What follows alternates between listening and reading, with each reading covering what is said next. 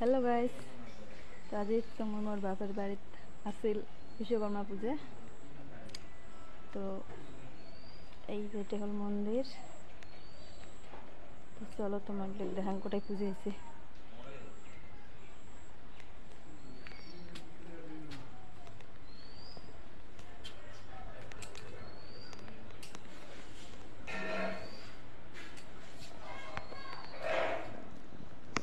এই যে এখানে হচ্ছে বিশ্বকর্মা ঠাকুর, এটাই হোম হল বিশ্বকর্মা ঠাকুরের। এমন রোদ পড়ছে কিচ্ছু দেখা না যায়। এই যে এটাই বিশ্বকর্মা ঠাকুরের হোম হল।